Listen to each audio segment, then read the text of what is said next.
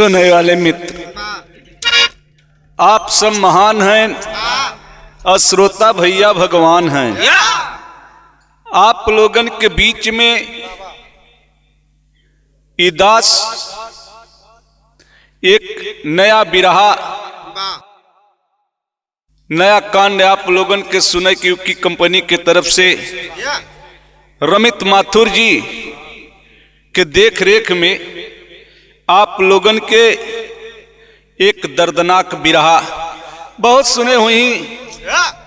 पुत्र कुपुत्र हो सकता है, माता कुमाता नहीं होती बाबू, लेकिन जस्ट विपरीत बा बड़े भैया। पुत्र छोटा, माता कसाई। आओ मास्टर साहब स्वर लगाई के।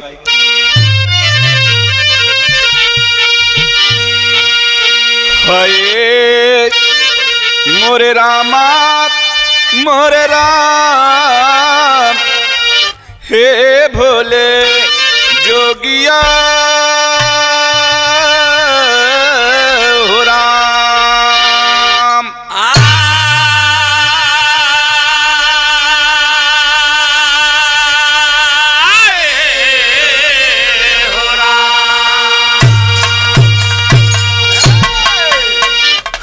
तो माता बनी गई नागिन सांप और सुन के जिया जात बा कांप।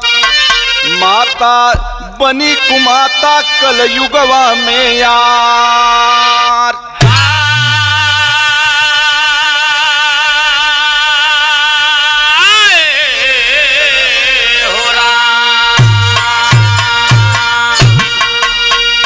सुनने वाले मित्र विचार करे, जवन महतारी स्थल पियास वो अपने लड़का का नहीं भाई। जैसे कवि ने भाव दिया, सांप अगर अपन अंडा 1000 देता है, जितना मिले तो सब खाए जाते। बारे इंसान आज इंसान यह ढंग हो गए हैं। बड़े भाई जरा 2 लाइन शहर है लाला। तो सागर से गहरा यो पर्वत से ऊंचा, माई का ममता जगत में कहाई। बार बार जे भी जन्म लैके आवई, तब नाही माई का कर जा चुकाई। रोवत करे जा आज लिखत की कहानी, कल युग में माई आज बनी गई कसाई। अरे कहते दिनेश आज लड़का के काट, अपने सजन से करई बेवफाई।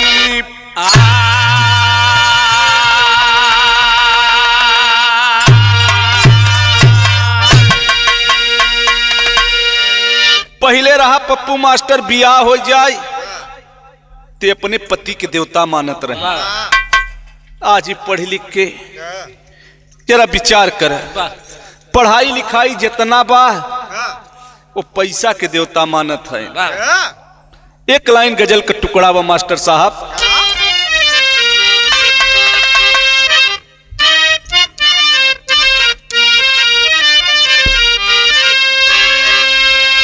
रंग लाती है हिना, हिना माने मेहंदी, जवन हाथे में लगाए जाते बड़का भैया। अरे रंग लाती है ये मेहंदी, पत्थर पे घिस जाने के बाद। रंग लाती है ये मेहंदी, पत्थर पे घिस जाने के बाद। रंग लाती है ये मेहंदी, पत्थर पे घिस जाने के बाद। रंग लाती है ये पंचो, लेकिन गजल से के भाव से अच्छी कवि जी के एक एक लाइन बा। बिरहा सुनने वाले प्रेमी, क्या पता सीने में किसके मेहरारू मर्द से, मर्द मेहरारू से, महतारी बेटवा से के करे पास कितना यह समय आक्रोश बा पता नहीं बा कि कभी तौल नहीं सकत है, कौनो बटखरा नहीं बा बड़े भाई। क्या पता सीने में किसके, क्या पता सीने में किसके जलती कैसी आग है, क्या पता सीने में किसके जलती कैसी आग है, क्या पता सीने में किसके जलती कैसी आग है, क्या पता सीने में किसके।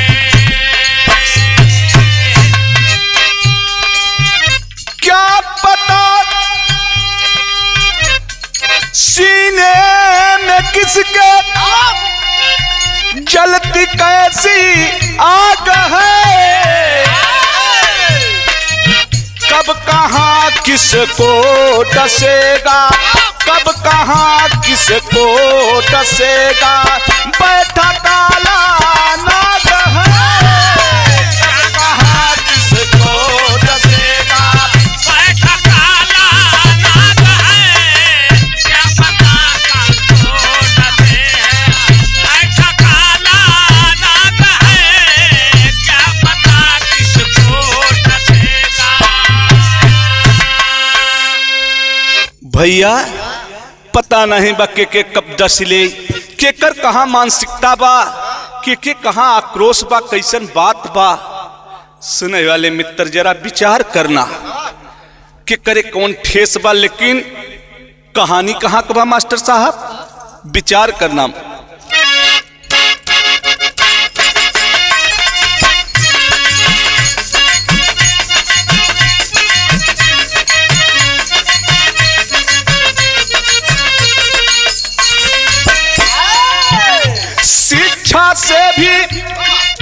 शिक्षा से भी अशिक्षा ही होती है, लिखूंगा याद ये कलम भी मेरी रोती है।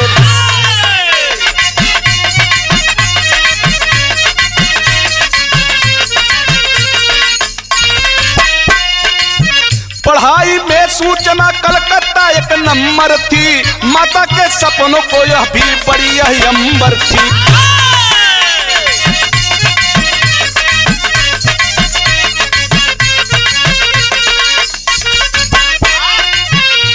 डेटा की नौकरी,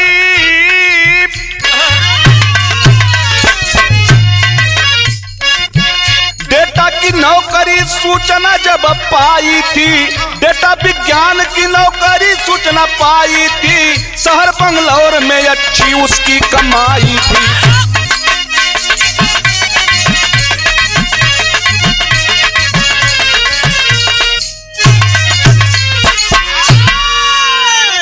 बड़का भैया बात के समझ ले, बिना पढ़े लिखे पहले रहा तो नहीं बा तो शादी बियाह हो जात रहा, जब महतारी बाप जैसे गऊ कोनो खूटा में बांध दे वैसे बन जात रहे, दूसरे के ओर निगाह नहीं लड़ावत रहे।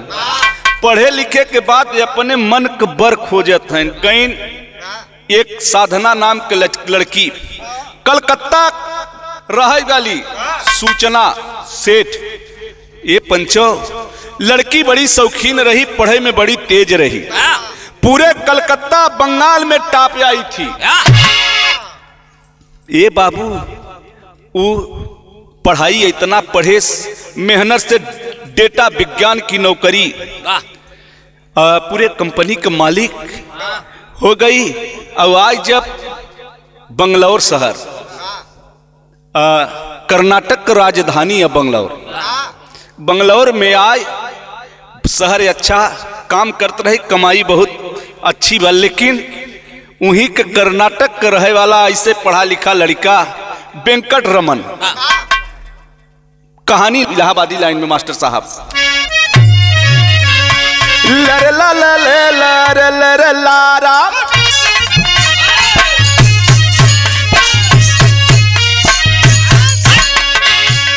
वेंकट रमन केरल शहर के पढ़ी लिख के भइले होशियार,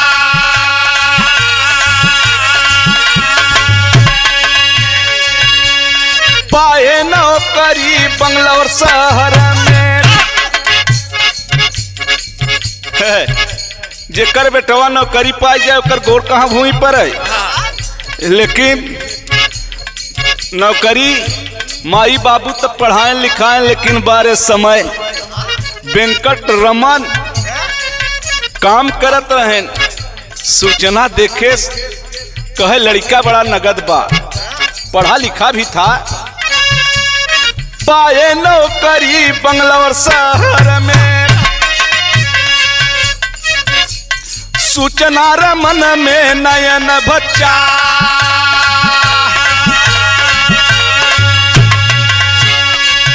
और प्यार बढ़ी गवा तू नौ जन्म में, प्यार बढ़ी गवा तू नौ जन्म में, बिधना का देखा खिलवा।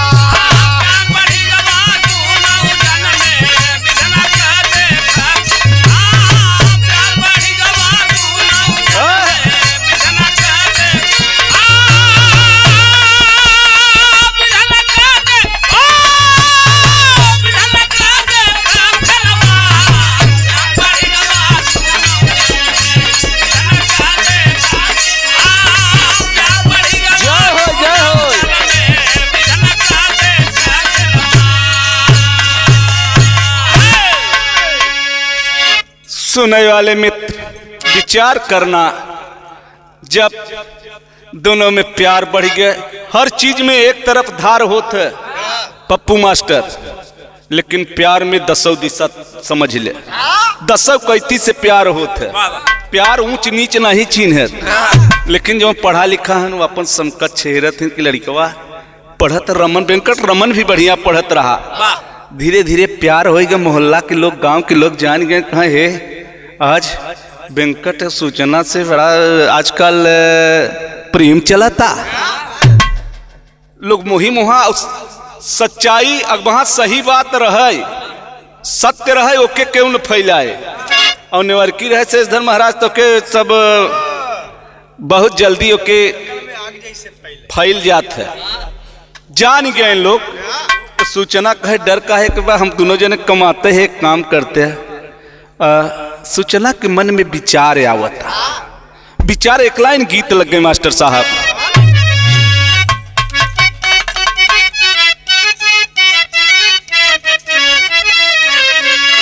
एक शारदा सिन्हा गावत रहे।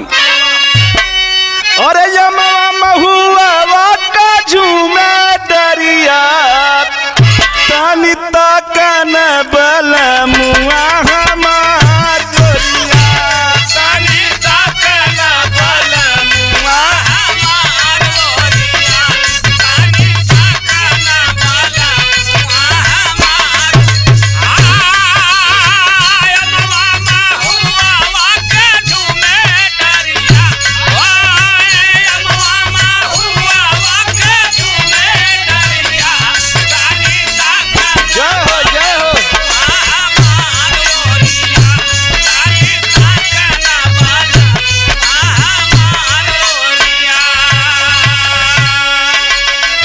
भैया। सूचना विचार करता, सूचना से थी वह लड़की सोचता कही तो कैसे कही, लेकिन जब प्यार हो गया तो सबके औकात भी पता चले लगे। तो पप्पू महाराज रमन से 4-6 महीना का प्यार चलता। सूचना कहता दूल्हू में होई गईल प्यार सजना, दूल्हू में होई गईल प्यार सजना। एक दिन सूचना कहत बाबी 4 सजना, एक दिन सूचना कहत बाबी 4 सजना, एक दिन सूचना कहत बाबी 4 दूल्हू में होई गईल प्यार सजना, दूल्हू में होई गईल प्यार सजना। एक दिन सूचना करत बाबी 4 सजना, एक दिन सूचना करत बाबी 4 सजना। बड़का भैया एक लगे सूचना वेंकट रमन हैं हिम्मत बनाए के सूचना कहता कैसे करबे का करबे विचार करे कहता सूचना मास्टर साहब।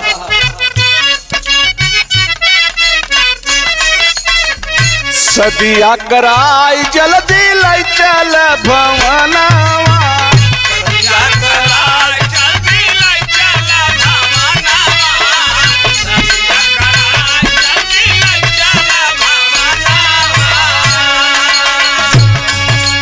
शहर के लोग रोज माराथिन में हनावा शहर के लोग रोज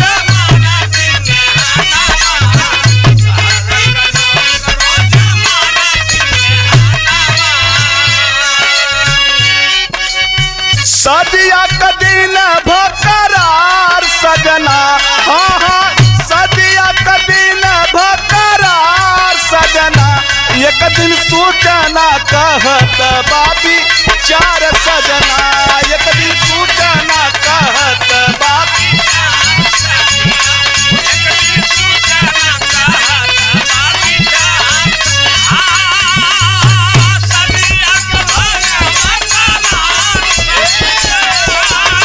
बहुत अच्छे मुन्ना बहुत अच्छे एक दिन सूचना कहत बाबी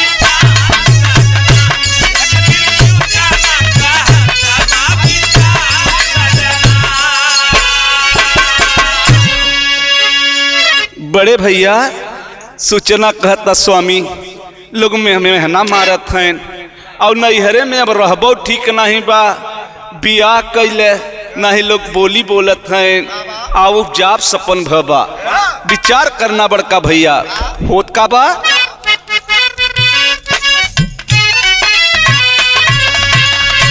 2010 में तब घुमाली भंवरिया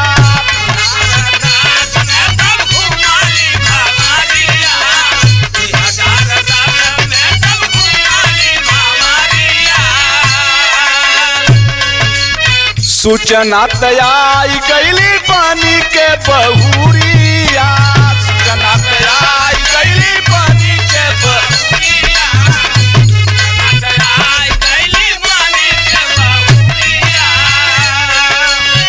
खुशियाँ मनावे तू लोग अपने अंगना हो खुशियाँ मनावे तू लोग अपने अंगना एक दिन सूचना कहत बाबी चार सजना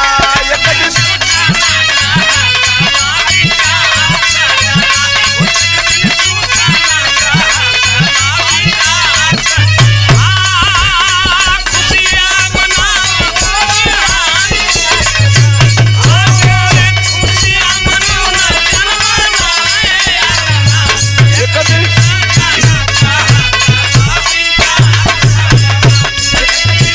बहुत अच्छे लाल बहुत अच्छे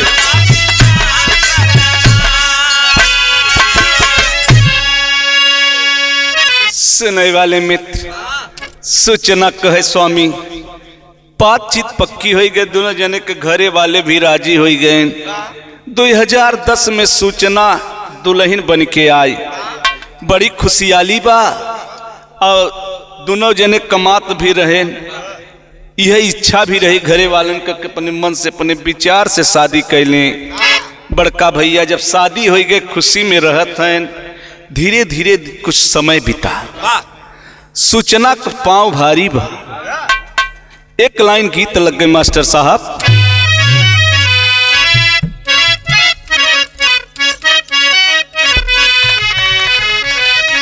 जियालाल एक हमारे बाबा कहें ये मुसहर भाई गावत रहे कहें जब गांजा पिया तो राजा अपने आप लही गया वह गीत याद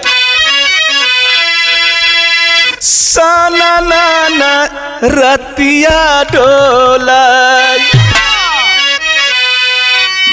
बहई जब पवनवा हो सानन रतिया डोलाई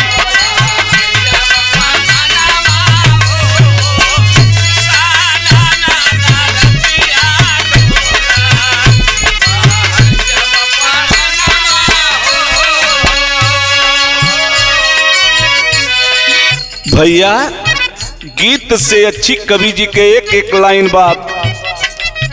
सूचना के गोदिया में,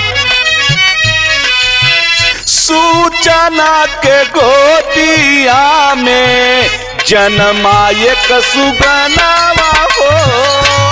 सूचना के गोदिया में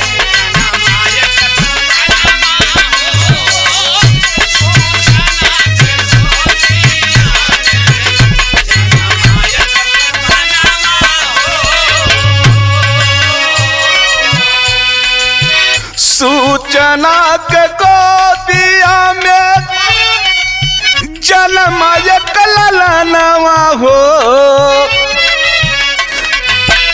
2019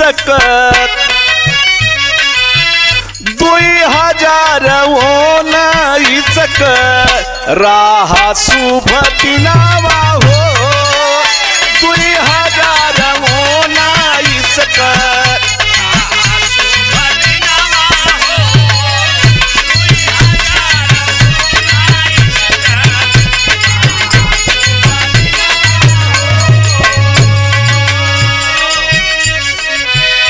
बड़े भैया 2019 का शुभ दिन रहा। समय कौन रहा?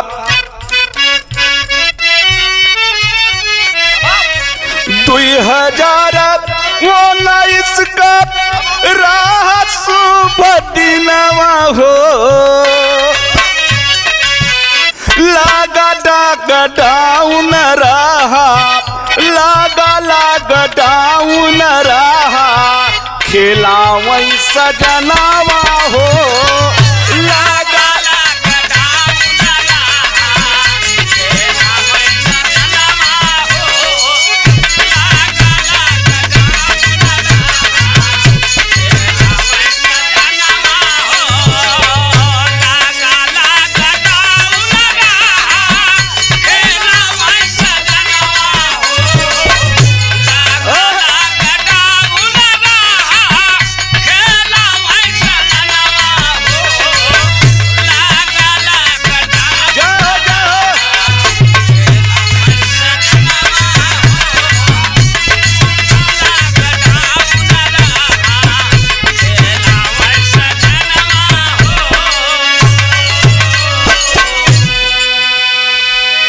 सुनने वाले मित्र लोग घरे से ड्यूटी करत रहा।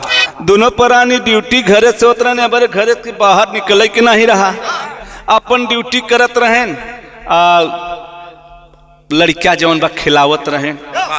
वेंकट रमन अपने बेटवा के बड़ा दुलार प्यार करत रहें, लेकिन खाली समय में भी अच्छाई के साथ बुराई भी बहुत भई बाबू। धीरे धीरे 19 बीता 2020 में दोनों प्राणी में बात के बात में बात बिगड़ गई। बात बिगड़ गई, झगड़ा चले लगी बड़का भैया। एक लाइन बिरहा में गीत लग गए मास्टर साहब।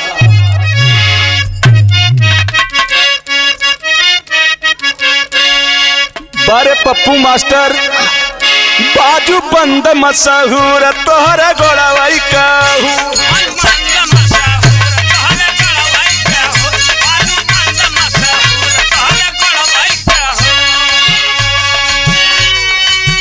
बाजू बंद मशहूर तोहर गोड़वाई कहूर। चला घर बती आई बाई बेला नवाई से।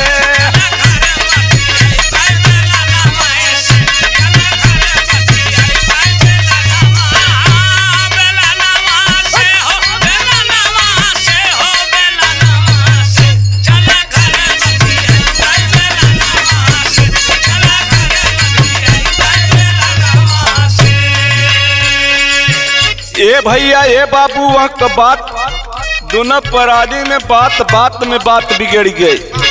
भवा दोनों में तकरार, लड़ाई में हरियू भतार।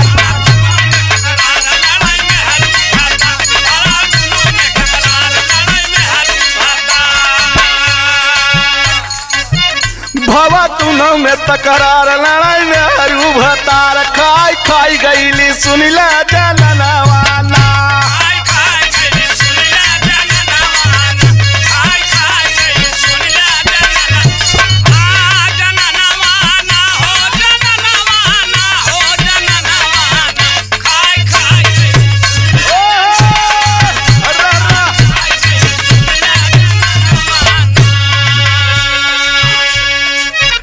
रमन, वेंकट रमन अपने पति से साधना सेठ कहत हैं कि खबरदार, हम पढ़े लिखे है, तोहरे माथे नहीं है, जौने मन करबे वह तू करबे। बात बिगड़ गई, हम न रहबै तोहरे साथ, छोड़ी चली भैली साथ।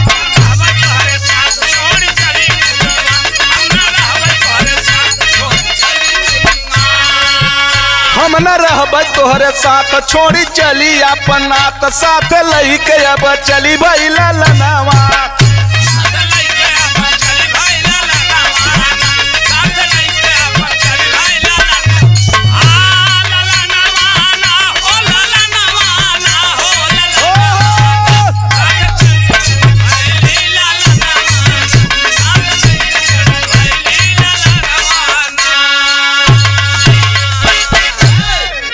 सुने वाले मित्र लड़के लड़का चल देश का खबरदार, हम तोहरे माथे है का।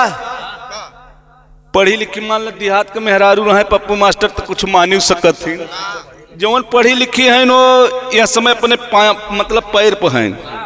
मर्द के कुछ समझते नहीं, पहले तो देवता मानत रहे कि कमाई के लिए ही तो हम खा, अब तो खुद ही कमाता। अब यह समय देखा था औरत कमाते न के मार गीत रही निकली रही, मेहर करे नौकरी बनावे मर्द खाना, जाए के स्कूल में अपना खाना बनवत है, मेहरारू पढ़ावे जाता। ई समय चलता बारे समय के ए बाबू सूचना बिगड़ गए, कहा खबरदार, हम तोहरे साथ न रह। जाए के मुकदमा कई दिहेस, बंगलौर शहर मुकदमा कई दिहेस। जब मुकदमा चले लगा, दोनों वकील लड़ाई लगे। धीरे धीरे आदेश भी बाबू जब सोचा था कि करी तो का करी, मुकदमा और करे बाद जज फैसला सुनाए बंगलौर हाई कोर्ट में। जब फैसला सुनाए कि एक काम करे, लड़का जौन बा महतारी के साथ रहे, लेकिन महीना में 4 दिन मतलब हर रविवार के वेंकट रमन पिता के पास लड़का से भेंट जरूर हुए। ये बाबू वो करे मन में गलत भावना, तमाम प्रकार की बात उठे लगी। कभी ने बिरहा के शैली में इतना घटिया प्लान बनवाता बाबू कि आज कभी ने बिरहा के शैली में पूरा धरती आसमां चंदा सूरज तक रो दिया। बिरहा के शैली में भाव मिला मार साहब। हाय अरे मोरे राम, माई की ममता माटी में मिली, राम राम राम राम राम, माई की ममता माटी में मिली।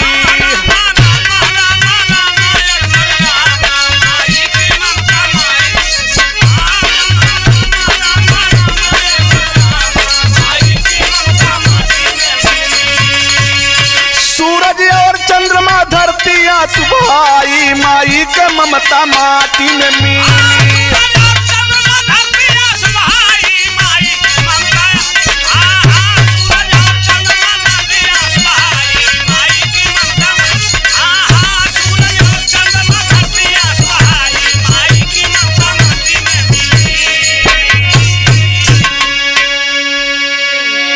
भैया सूरज यवर चंद्रमा धरती आंसू बहाई, माई की ममता माटी में मिली।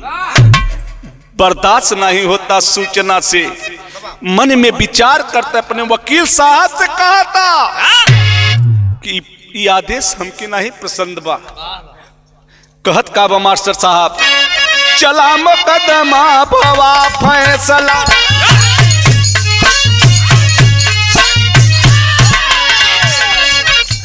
भैया सुना बंगलावर सहा,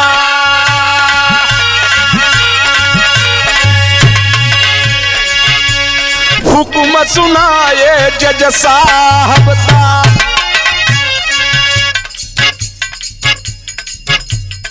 बतिया सुन लेते अब गवाह,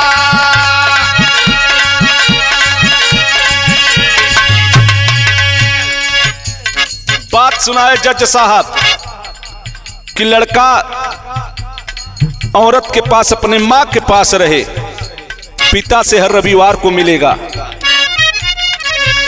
क्या करें, हर कर्जा से ज्यादा 9 महीना कर्ज महतारी के ज्यादा होता है। इसलिए जज साहब भी उसको फैसला किए कि ठीक है, समझ न आवे सूचना से ठीके, वकील से करती न का।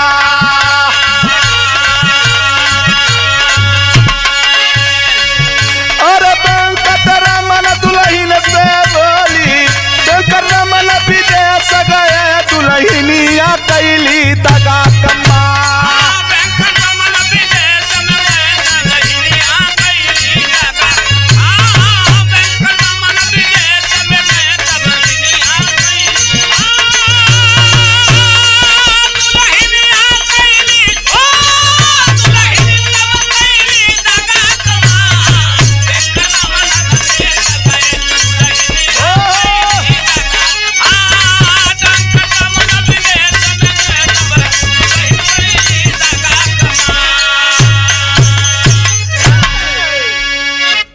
वो हर मिले के जब डेट रहा नए साल पर कि हम आऊ भेंट करब, ओकरे मन में तकजनी काका चलता।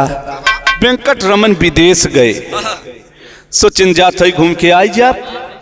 वो अपने काम से कंपनी भेज देश चला गए।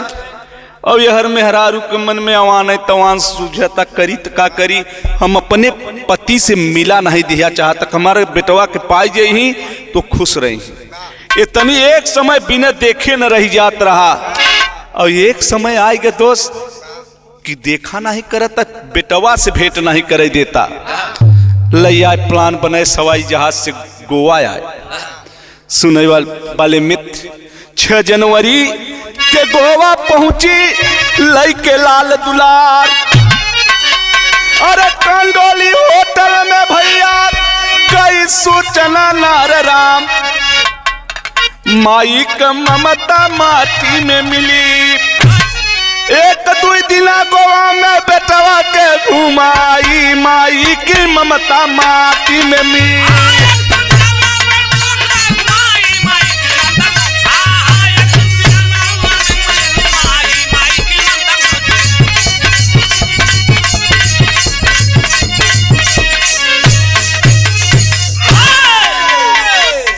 एक 2 दिना 6 कै लेके आए, 7 कै घुमावता, घुमाए के ले आवे। 6-7 जब पहुंची होटल में तो बच्चवा के घुमाए के लेके आवे।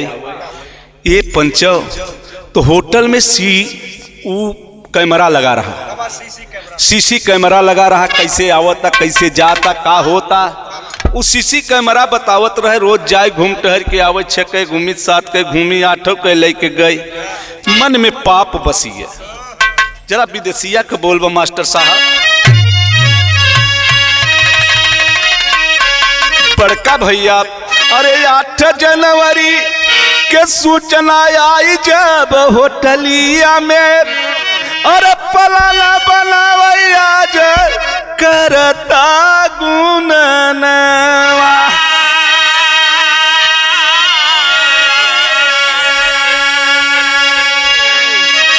8 बजे रतिया नशक दवाई देई, अरे अब नहीं पियब मम्मी कहत सुगनवा।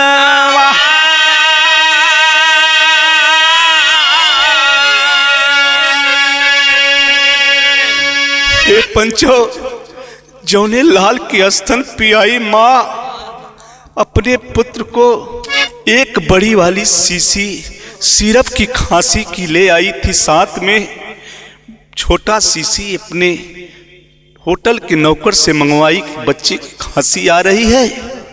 ये पंचो 1 ढक्कन 2 ढक्कन पियाए। 4 साल का मुन्ना माँ से इनकार करता कि माँ अब न पियब। सुनने वाले मित्र बारे पापिन वह शीशी की दवा उसको ड्रग्स पिला दिया। वह लड़का अपनी मम्मी से कहता माई हम न पियब, अम्मी हम न पियब, लेकिन जबरदस्ती दवा को पिला दिया बाबू। कुछ देर बाद जब बेहोश ललनवा हो, अरे सूचना तब आज भैली पुतना जननवा।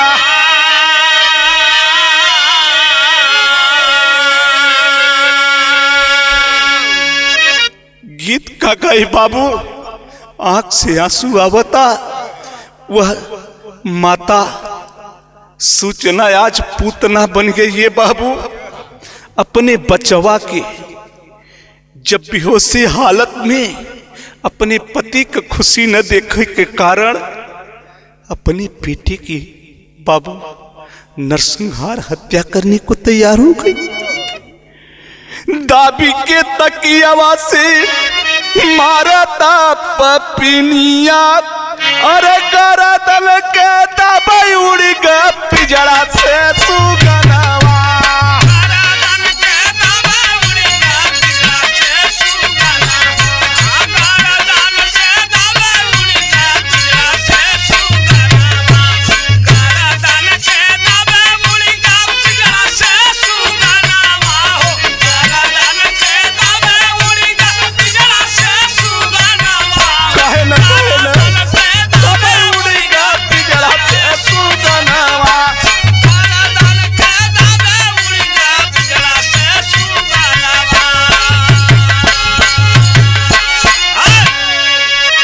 सुनने वाले मित्र गर्दन को दाब दिया। तकिया से गर्दन को बचवा के दाब किए बाबू। वही औरत आज पूतना बन गई। जवन माँ अपनी बेटवा के स्तन पियावे बज्जर का छाती के से पंचो, धिक्कार ऐसे औरत की बा। तो किया का विचार करता कि यह लाश के ठिकाने कैसे लगा सकी थे। अपने की भी तमाम किस्म को विचार करत बा, मन में विचार आवता। एक लाइन भाव मिला मास्टर साहब,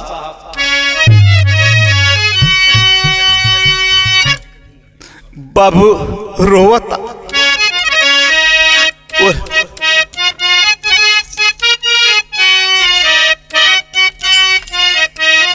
सही हो लाल, वह गीत बात मारी के ललावा के लाश भर बेगिया में, लाश भर बेगिया में भैली कसाई अब मायारी आहो राम।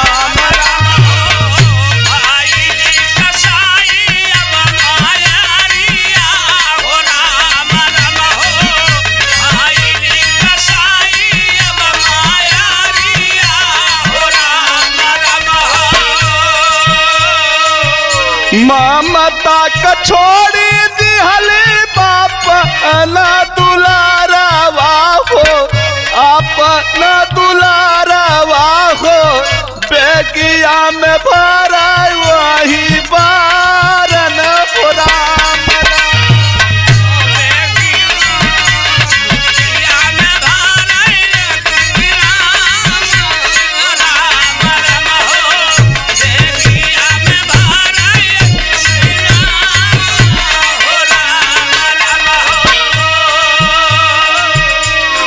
ममता का अपने बाबू भूल गई मायारिया हो, भूली गई मायारिया हो, भूली गई मायारिया हो। लाला ला के जला रही जी तमुआ आई हो राम राम हो।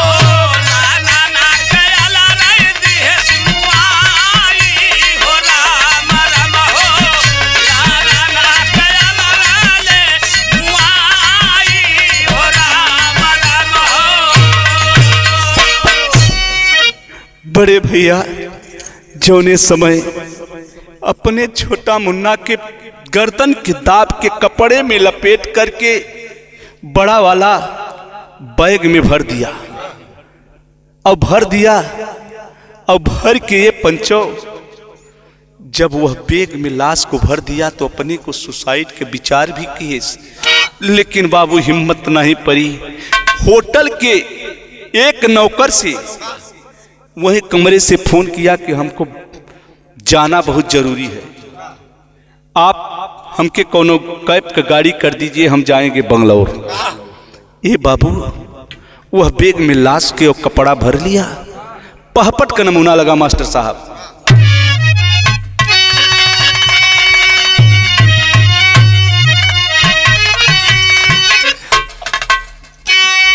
अरे होटल के मैनेजर से बोली बतिया आधी रतिया में, और जाब बंगलौर शहर हम बखतिया आधी रतिया में।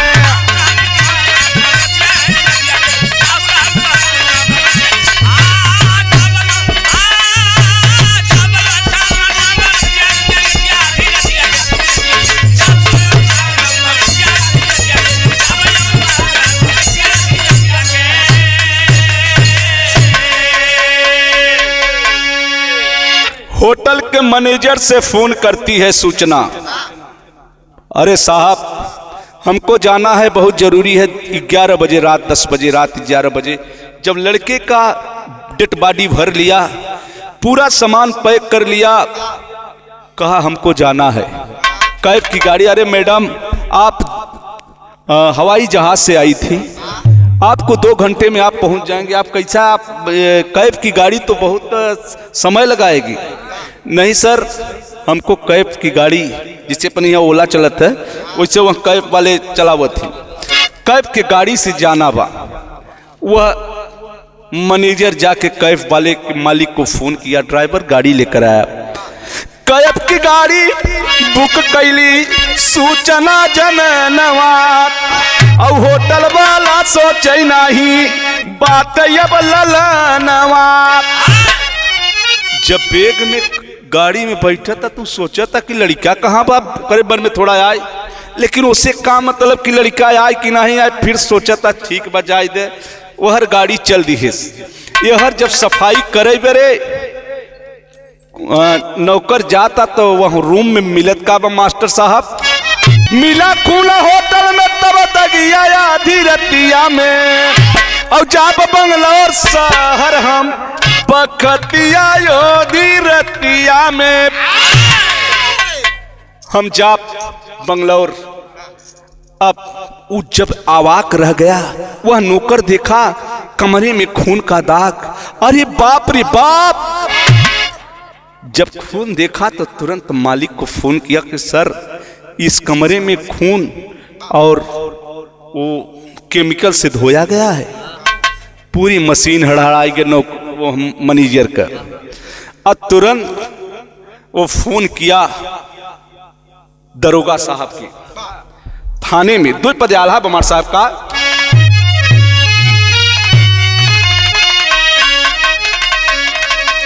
हाय अरे नारी नाही नारी ऐसा होती दुनिया में, और नारी के माई अब कहेला साला सा। नारी के माई कहेला साला सा।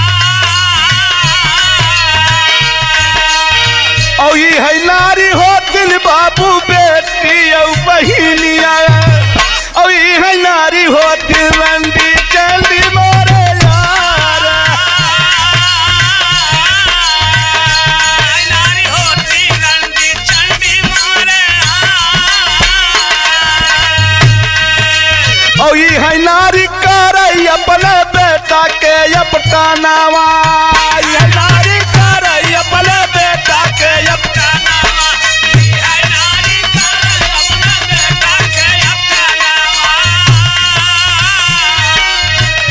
यार ये है नारी करई बाबू सुनिला संघा।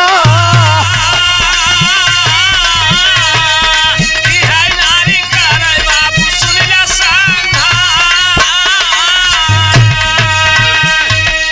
दत तेरी जबाना कई दत ऐसे जमाना पर धिक्कार बा। यह औरत दुर्गा काली देवी कहावत है। यह औरत माँ महतारी बहन रिश्ता कई उठी बा। द तेरी जमाना कई, लेकिन बाबू कंडोली होटलिया में मचाबा तूफानावा।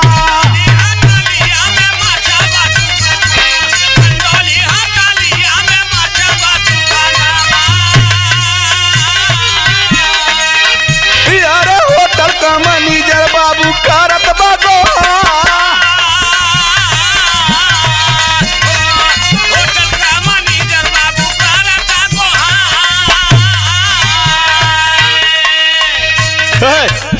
पप्पू मास्टर जब ओके सकवा पुलिस को फोन किया कि साहब मेरे कमरे में सूचना नाम की लड़की जो बंगलौर से आई थी और उस कमरे में खून का धब्बा है और साथ में एक बच्चा लेकर आई थी 4 साल के। 6 को पहुंची, 6, 7, 8 को दिन तक लेकर वह बच्चे को टहल रही थी, लेकिन जाते समय वह बच्चा नहीं था। बड़े भैया तब दरोगा जी के पहुंचे, उस कमरे की जांच किए, शक के दायरे में ब्लड निकला था बाबू। कहिले दरोगा बाबू तुरते तब खूनावा।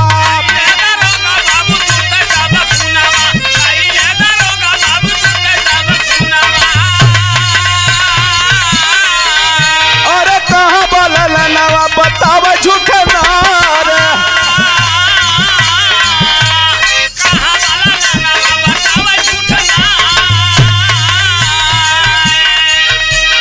कहता सहेली घर बाटे मोर सुगनावा।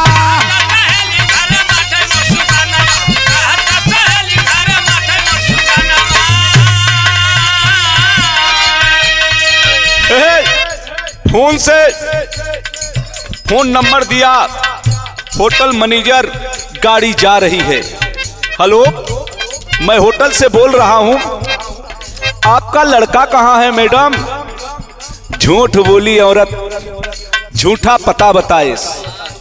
कहे हमारा लड़का हमारे सहेली के पास हमने छोड़ दिया। अच्छा, फला पते पर जवन पता बताए पप्पू मास्टर।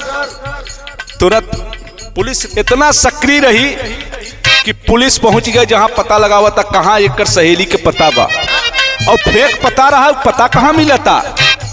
अब बड़ी हलचल मची। कैप वाला ड्राइवर से कर साहेब फुनावा।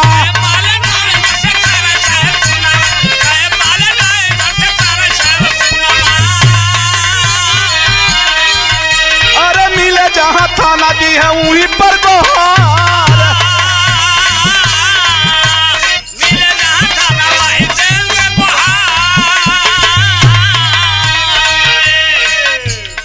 कैब के मालिक से वह ड्राइवर का नंबर लिया गया।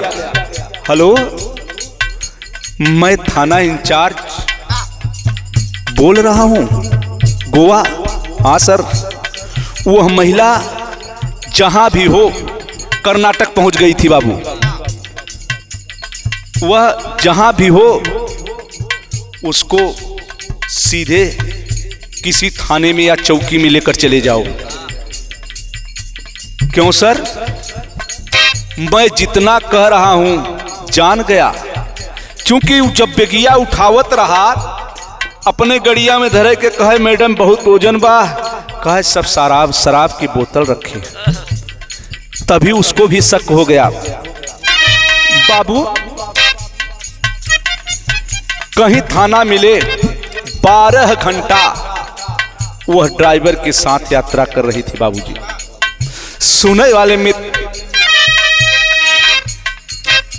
ना तारीख पहुंच कर्नाटक में नावा।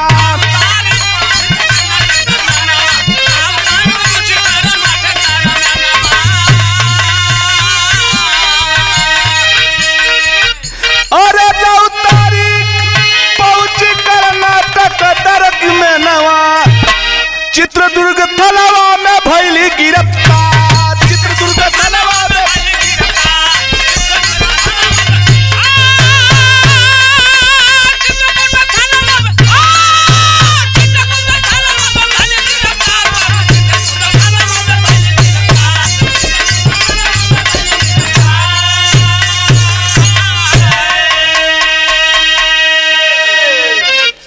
सुनने वाले मित्र, कर्नाटक में चित्रदुर्ग थाना था। ड्राइवर लेके गाड़ी पहुंच गया और जब गाड़ी लेके पहुंचा तब दरोगा सीओ जो भी थे गाड़ी के पास आए, तब तक गोवा से फोन पहुंच गया। और जब गोवा से फोन पहुंचा सुनने वाले मित्र, तो सारे पुलिस घेर लिए गाड़ी को।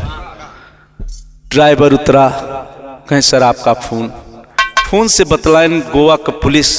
जब बात भई जान गए मैडम कि अरे बाप रे बाप, थाने में काहे ओकर पूरी मशीन हड़हड़ाई गई।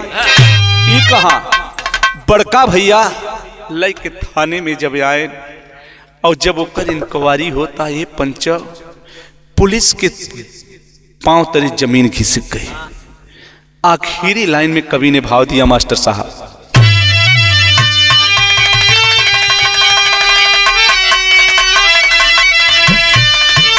और बेग खोले प्रशासन का गमगीन भई अखिया,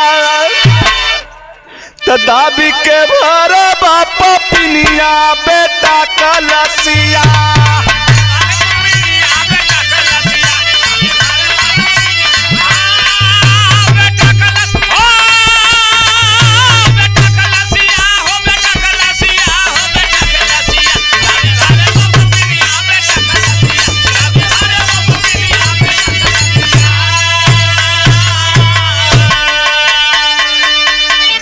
हे पंचो, जिस समय वह बचवा के बैग में से कपड़ा निकाली पुलिस, तब तक तो ठीक था ये बाबू। जब 4 साल का बच्चा को ठुस कर हाथ इधर पैर इधर करके बाबू वह बैग में भरी थी, वह पापिन को नहीं आई। लेकिन पुलिस चित्रदुर्ग के पुलिस थाना के इंचार्ज और पुलिस की आंख से आंसू छलछलाने लगी पंचो कि अरे बाप रे बाप, जो माता 2 महीना गर्भ में लिया वह अपने बेटा को इस ढंग से जेल के अंदर ले गए, उस थाना में बंद कर दिए बाबू। और कर्नाटक से आई पुलिस गोवा के शहरिया, अब पूछता चाहो जब थाना का भीतरिया।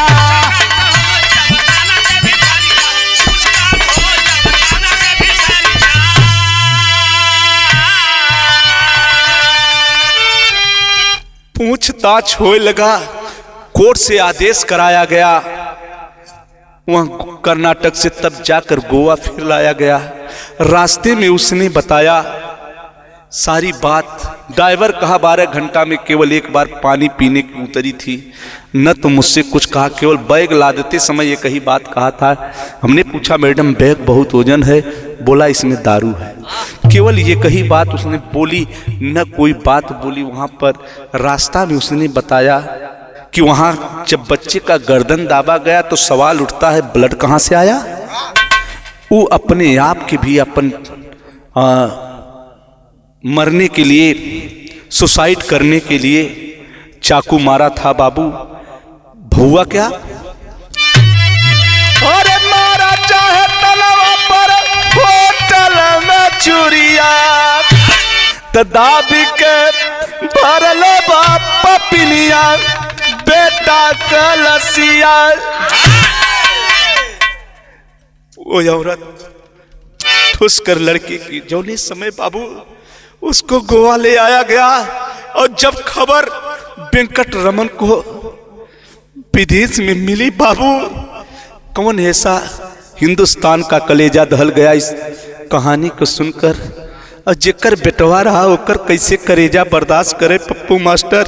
वो रोए न का करे, सुने तो आए पिता रमन देख बेटा का सूरतिया।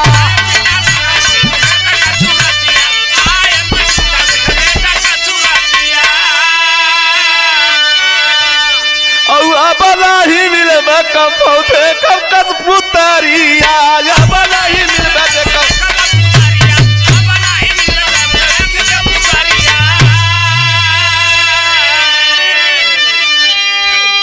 बेटा के लाश को पोस्टमार्टम के आदेश दिया। बाबू अपने 4 साल के बचवा की पकड़ के लिपट के रोने लगे कि बेटा बहुत दुलार किया, बड़ा प्यार किया, तुम्हारे खातिर अपन जिंदगी तजा चाहत रहे कि हम शादी नहीं करेंगे, लेकिन मेरे आंख का पुतरी हम नस्वे शादी बिया किया। बेटा से बहुत बार अब कहाँ मिलबे, आप देखे कि यह रोई रोई के रमन वेंकट रमन की आंख सूख गई। बाबू अरे बेटा बेटा कहीं कर रमन पीट छतिया, अरे दादी के भोरे बाप पिनिया बेटा कलसी।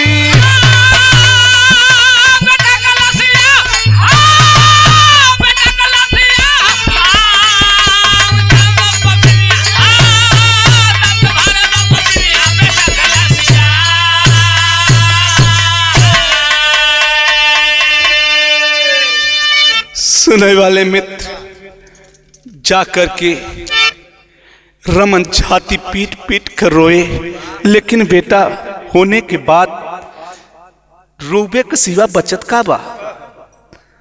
आखिरी लाइन में गुरु घराने का परिचय बा। बाबू उसके दिमाग की भी जांच हो रही है, डॉक्टरों ने जांच कर रहे हैं, हो सकता है इसके दिमाग की कोनो टेंशन हो।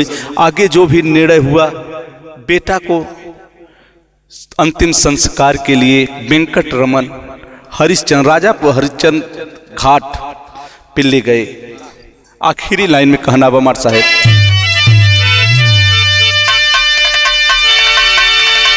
हरिश्चंद्र राजापुर में तब दफनाए अबलास, स्वर्ग में बाबा राम कैलाश के आंख से बरसया शराब, माई की ममता माटी में मिली। और गावे दिले से आदो सच्ची बात बताई, माई की ममता माटी में मिली।